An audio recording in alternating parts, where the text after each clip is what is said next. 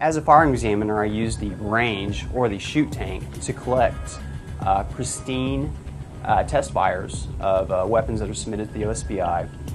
Once I collect the pristine tests, I then will bring them to the comparison microscope, and I will use the comparison microscope to make my determination as to were evidence fired in this particular weapon or not. This microscope, it allows for the viewing of two objects simultaneously, which is what you're doing here. So as you can see, I'm lining up scratches in the primer surface caused by the breach here, and these scratches right here are caused by the firing pin aperture of the weapon that was fired in. And essentially, we look for a sufficient amount of agreement between the two objects. And specifically what I look for in a case such as this is the striations. They're essentially minute scratches. These are what we call individual characteristics, and these are unique to individual weapons.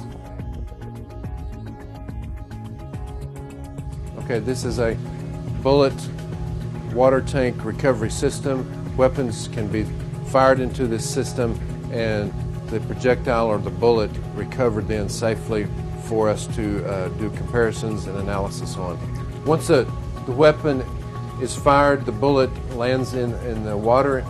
In here, the floor of this tank is slanted, so the bullet will roll to the edge.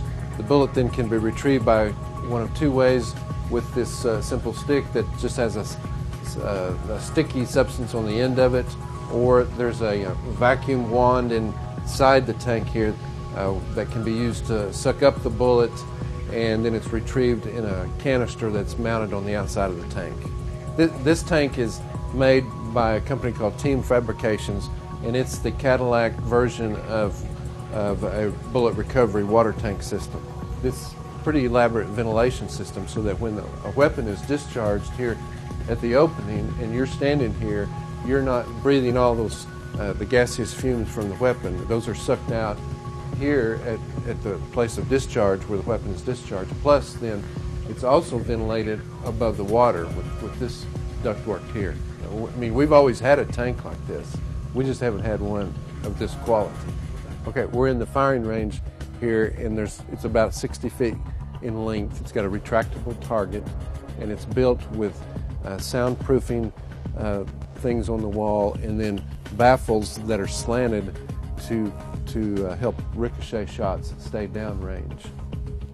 And then it's got a ventilation system that pulls all the air from where we're standing here toward the end of the range, so that the shooter, when they're shooting, they're not breathing in, again, those gaseous smells from the weapon, and all that's pulled down range so that they're protected from that.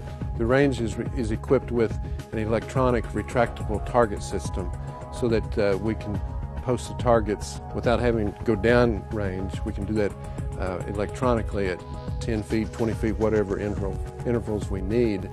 And then it also is equipped with simulated black and white police lights, so that lighting can be added to this target system if we need to try to recreate a scene, if that was part of what we were trying to do with the situation. The material at the end of the range is a specialized material that we researched quite a bit on.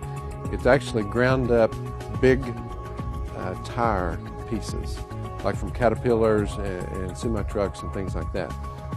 It's coated with a white gel, and it's about 2.5 feet thick of this ground up tire material. It has to be wet down ever so often, 3 or 4 months. But we really went with this because the maintenance on it is pretty low. It will stop most projectiles that are shot down this range. It's about every 10,000 rounds that's shot into it, I think you've got to actually mine it and change some of the material. But between, that's going to take a long time to shoot 10,000 rounds. So about every 3 or 4 months we wet the material down just to keep the moisture in it, keep the life in the pieces of tire. And it does a great job.